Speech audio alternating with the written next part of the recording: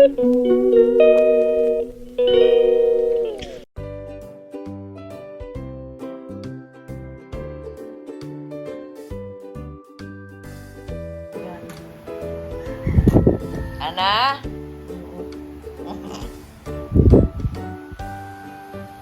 Today is Sunday. Good morning kay Mother Love.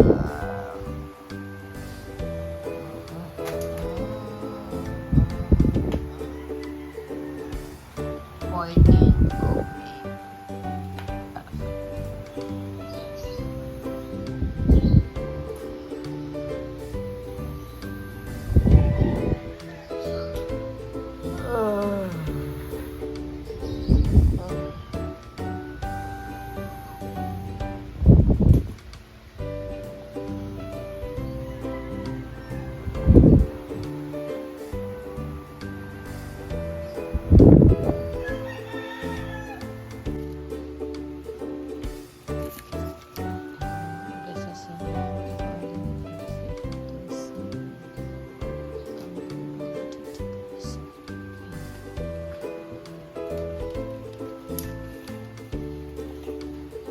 Breakfast namin.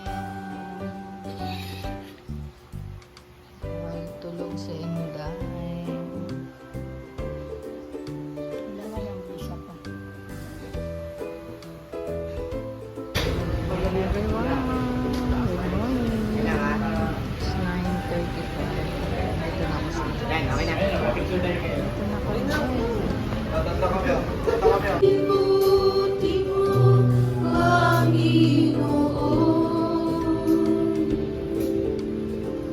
Sa lahat ng oras, sa bawat araw, kay langit ka pa pumamahal. Ang iyong kaawa ay malpas sa walang hanggan.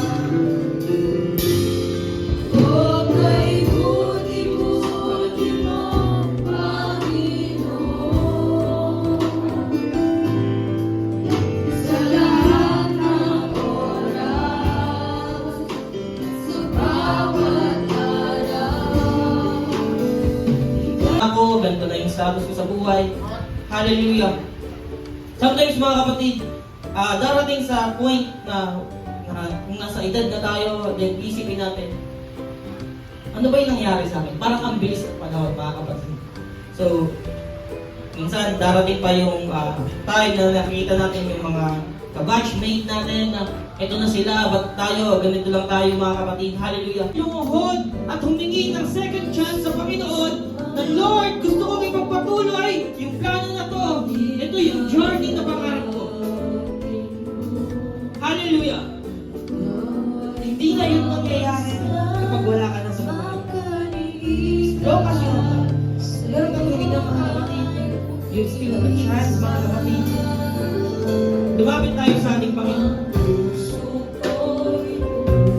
Hallelujah. Hindi lamang po para sa young people, para po sa lahat mga kapatid. Maaaring meron tayong pangarap na kinalimutan na natin dahil hindi natin alam kung bakit ito makakamit mga kapatid. Sa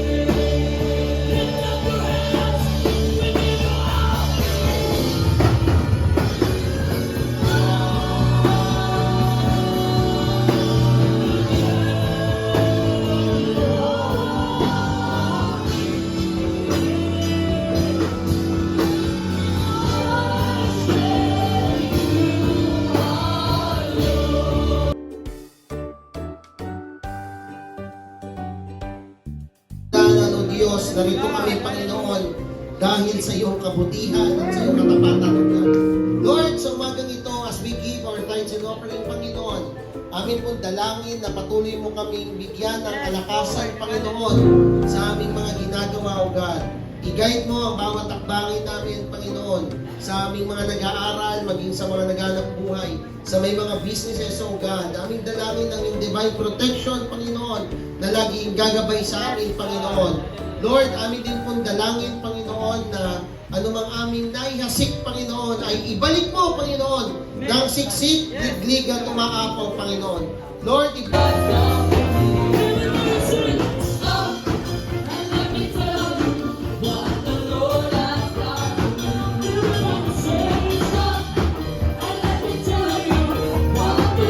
the presence of God, mga kapatid, the reason why we are here is to have the presence of God. Amen? Remain in the presence of the Lord, mga kapatid. Every time that we worship, mga kapatid, remain in the presence of God.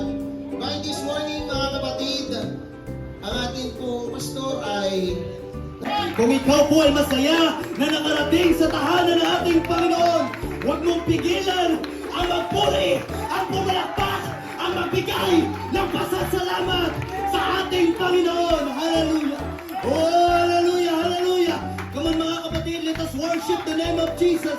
Oh, hallelujah, hallelujah! You know what mga kapatid? You know what makes our worship difference? Amen? Marami mga kapatid nakikita natin sa mga Facebook, sa kahit sa platform. Yes, hallelujah. Come on, nandyan mga kapatid. Worship. Basta ikaw, Diyos.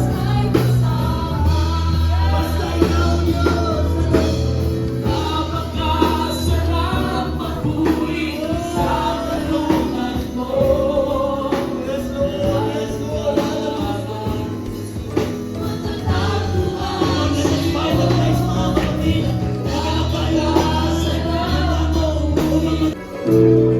everything will be fine.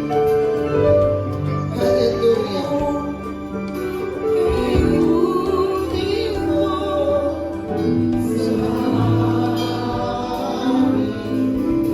Ikaw lamang. Ikaw lamang ang langit ko sa Sabahid. Oh, Jesus. Awitan kita.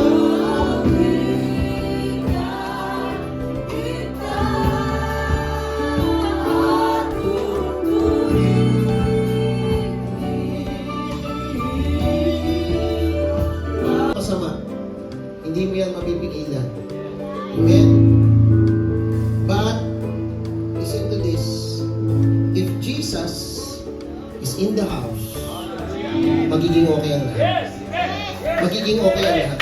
Hindi mo man mapigilan ang mundo pasama ng pasama. I remember one verse nung nasa dagat sila, ay nasa bagyo sila. At sabi ng Panginoon, peace be still. Bagyo yun ha? Bagyo yun. Sabi na ng Panginoon, peace be still. Stay calm. Remain calm in the shaken world. Peace be still. Ang kausap din ng Diyos ni Jesus Christ, hindi yung bagyo, hindi yung alon, yung disciples niya. Walang buhay yung hangin, walang buhay yung bagyo, walang buhay yung alon. Ang kausap niya, yung disciples niya na nagkakagulo. Panginoon, hindi ka ba nag-aalala? Mamamatay kami. Peace be still. Peace be still. Remain calm in this shaken world.